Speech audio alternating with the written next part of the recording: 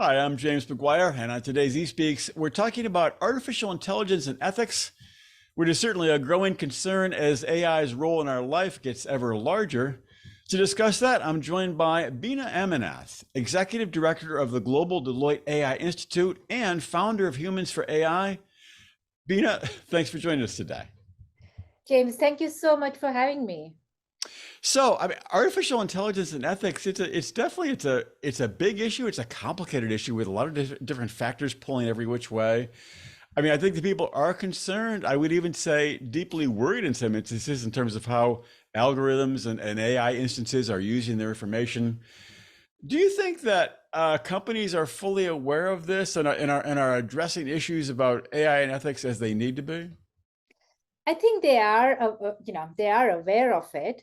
I don't think companies uh, are sure of what to do about it, and that's why I like to make the conversation about trust in AI, right? Which includes ethics. Ethics is a big component of it, but trust also means providing reliable outcomes, me being robust and respecting privacy. So it goes beyond that philosophical discussion of ethics to actually how do you build trustworthy AI systems where ethics is a big part of it, but it also includes our traditional software engineering concepts of making sure the products that we put out are trustworthy. What would it mean to be trustworthy in terms of an example? What's something that would be trustworthy versus not?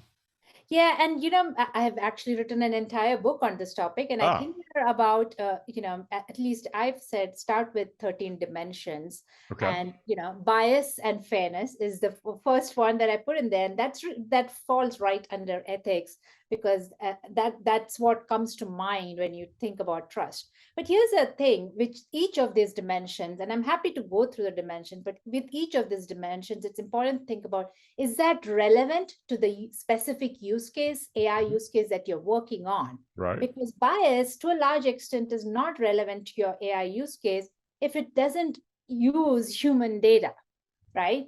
And even when you think about bias, you and I both know that it is impossible to have completely unbiased AI. It's tough. Right. So it Right. is more about defining as engineers, as technologists, what we need to do is think about what are the metrics of bias that's acceptable. Let's take an example, facial recognition technology. When it's used by law enforcement to tag criminals, bias in those systems can is a terrible thing, right? So the metrics of acceptable bias is much higher. But when you use that exact same technology for identifying kidnapping victims or human trafficking victims in the same scenario, there, if the number of, say, the percentage of victims that are rescued is 60%, Hmm. there is bias and it's only rescuing 60% of the victims, but that 60% is still better than just not using AI or just using human judgment.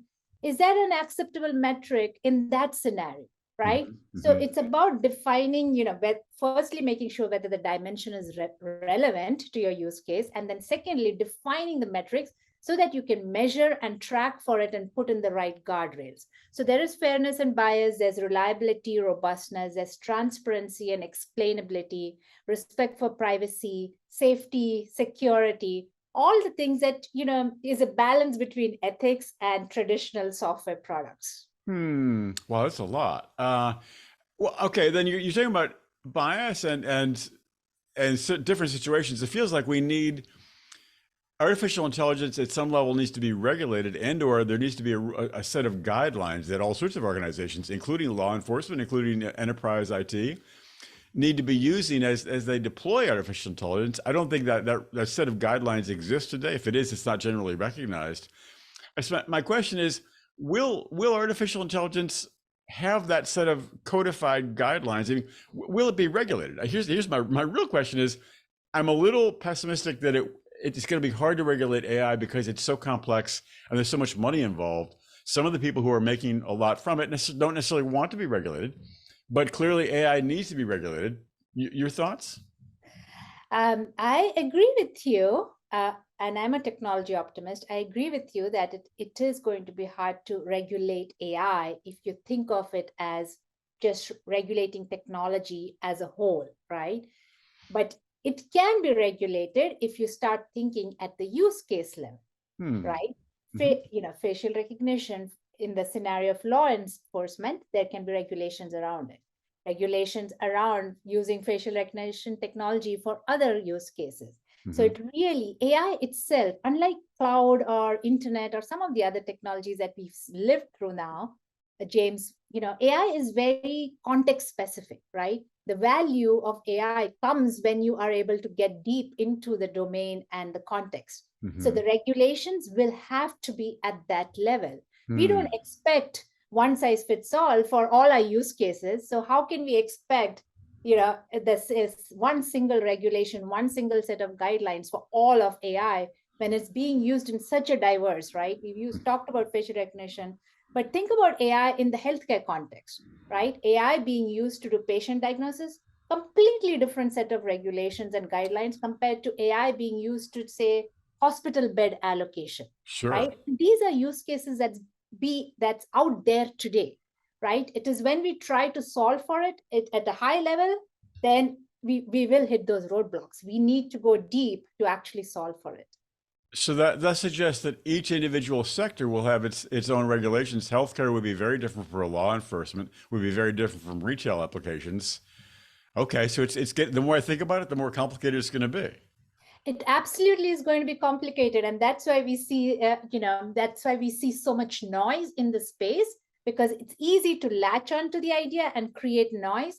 But for it to be solved, you have to go into the weeds, into the details, and and that's where. And look, I think it can be solved. I truly believe it can be solved, but we need to start from the details and not start at the top. Well, then if we even take healthcare, for example, and obviously there's a lot of great applications for artificial intelligence in healthcare. I mean, life-saving, life-changing applications. So I guess, will there be a regulatory body within healthcare that says this is how we're supposed to be using artificial intelligence? This is okay. This is not okay. And some of the interests, of course, some the hospitals or whatever may want to use it in a certain way because it's financially advantageous. What about just one industry, like regulating one industry? I don't think it'll be even at an industry level. I think you'll have to go even one level below to the specific use case. And what I mean by that, let's take a step back. Actually, let's talk about regulations. I think the way to solve for it is by looking at existing regulations and see the impact that AI can have on those regulations and extend those regulations to cover the AI implications. And then there will be those use cases which just didn't exist before AI came into play. And those will be the set of brand new regulations, right? So, it's not like we're starting from ground zero. It's about extending existing regulations if they exist with the AI implications, right? And even within healthcare, take the simple example of when you are using AI for patient diagnosis, right? And there the regulation is very different. Like you have to think about privacy and data protection, and you have to make sure it's more reliable, it's unbiased. But I've actually worked on AI use cases where we are trying to predict an X-ray machine failure or an MRI machine failure so that you can reduce patient wait times by predicting machine failures and proactively fixing it. In that case, there's no bias per se to worry about, but you have to worry about the AI being reliable. You have to worry about the AI being robust, right? But bias doesn't come into play. But what does come into play in that case is more of that future of work aspect, right? And that's why, for trustworthy AI to be real, you have to think about the impact on the workers who are using AI. So if you think about AI automating X-ray machine failures, that enables the human operators to do more X-rays, right? That's the classic scenario. But it doesn't mean that, humans are not suddenly going to all start making more bones and needing more X-rays, right? Right. So if you're freeing up time for this operator by using AI, what is that role going to do? What is that person going to do in this free time, right? We have to get into those nuanced discussions to actually solve for it, right? So it is complicated. I see that, and it looks like we have some big questions for the years ahead. Let's go down to say a one company level. Pick any industry, whatever. Say there's a company out there that really wants to be, they want to be aware of the issues around AI Yeah, and ethics. What yeah, advice would you give to that company? Do this and this in terms of them being yeah. more aware of AI and ethics. So, if the company is a pre-internet era company, then it's a different approach versus the one which is the more digitally native company. Right. And I would say, firstly, defining the principles that you want to adhere to, right, is super important. If you're using AI, in whether you are building AI in-house or sourcing it from a vendor, you need to run it across those same principles. And there's a set of questions you can ask based on those principles to make sure that both the tools that you buy and use versus the ones that you build are following those principles, Hmm. right? So defining those principles, being upfront about what's acceptable and what's not acceptable is a crucial factor, because we are living in this era, James, where there are too many unintended consequences. And if Hmm. a company chooses to to build AI that is biased and that can drive negative human impact, and they choose to do it for profit, it should not be an unintended consequence. It should Right. be an accepted consequence. We are doing this. So I think, it needs to be thought about proactively and defined upfront. Hmm. Makes sense. Well, let's look to the future of artificial intelligence and ethics. I mean, I think that some of the things we've been talking about are going to be very new to companies. They're just now starting on it. But I'm going to assume optimistically that, 3 to 5 years from now, many companies will have grappled with these issues. Many industries and sub-industries will have grappled with these issues. What will it look like? Say mid-century or actually mid-decade? 2026 or so. What is AI ethics going to look like then? I think we'll see more regulations, and what I have seen in this space is there is more. The discussions have boiled down from beyond headlines to the nuanced discussions, right? Hmm.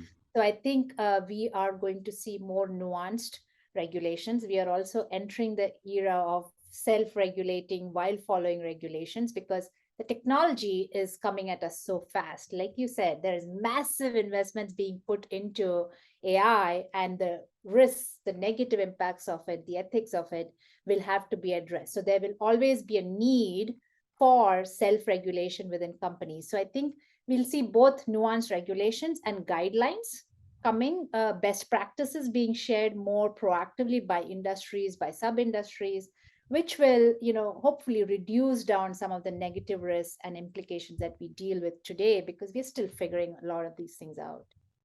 Well, and I guess my worry is, and we touched on this earlier, that there may be some large companies that it is in their interest to use artificial intelligence in ways that are maybe at best a gray area in terms of ethics, but it's hard for the consumer audience, even the business audience, to fully know how the AI is being used because it's sort of like it's buried deep in systems and subsystems, and Yeah, what do we do in that situation where there's this large company that's using AI in questionable yeah, ways? It's hard to do. It is yes. an ethical consideration, but how do we address that? No, that's a great point, right? At some point, as companies, and as leaders, they'll have to make a choice if to continue to use it, even though they're not fully clear of all the negative implications. Look, we hear a lot about algorithms being not transparent. And if transparency is crucial, you still can make the decision to not use it till you figure it out, right? Right. That decision is still in human hands. You mean the Company consumer can choose not to use it, or the who would? consumer can choose not to use it. The company leadership can choose to not use it till they feel confident that it is ethical. So we tend to think that once it's out there, it cannot be pulled back, but that's not true. It can be, and we have that power, and we still control what goes out into the world in case of AI, right? Mhm. It's not a Jurassic Park scenario where you build it and just release it out into the world and figure out. I think there is a way to pull it back, because at the end of the day, it's just software. Hmm. I want to make sure we take a look at the organization you founded. Humans for AI. What does for AI do? And when why did you launch it? Yeah, so I think one of the biggest challenges I've had building AI teams, at several different organizations, we hear a lot about lack of diversity in tech Hmm. broadly. Hmm. That's something I've been passionate about for a very long time.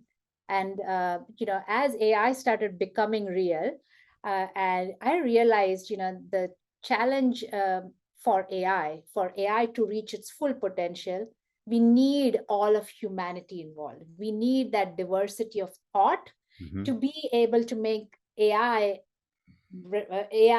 equitable for all humans, right? Hmm. Hmm. So Humans for AI is really focused on increasing diversity in AI, and whether it's gender diversity, race, ethnicity, geographic, cultural, the more diversity we can bring to AI, the better AI solution will be. And Humans for AI is focused on bringing in more diversity by making these target demographics more AI fluent, so that they can not necessarily be data scientists, but be the project manager, be the QA, designer. So you surround the homogeneous group of data scientists we have with diversity in all the other roles that's needed. Well, so in other words, it's a primarily an educational organization, or that you want to make the various target groups more fluent, so that you need them to be learn and train. Yes, Yeah, absolutely. interesting. One more thing I want to make sure we don't leave without talking about your book. What is the title of your book? And then remind me again what your book covers. My book is on trustworthy AI, Hmm. and it's a very practical, pragmatic guide on how to think about ethics and trust in AI, and the steps that you can take today to start addressing it. It by no means is it going to get you 100% ethical and trustworthy AI, but Hmm. it'll at least get you started on the journey, and it might get you 75% of the way. So the book is a trustworthy AI. Hmm. All right, let's take a look at that. Beena, I think you said it was a lot of interesting stuff. It's going to be a fascinating sector to follow, even among many sectors. I think AI and ethics is going to be a very interesting sector to follow. Thanks so much for sharing your insight today. Thank you so much for having me. Take care.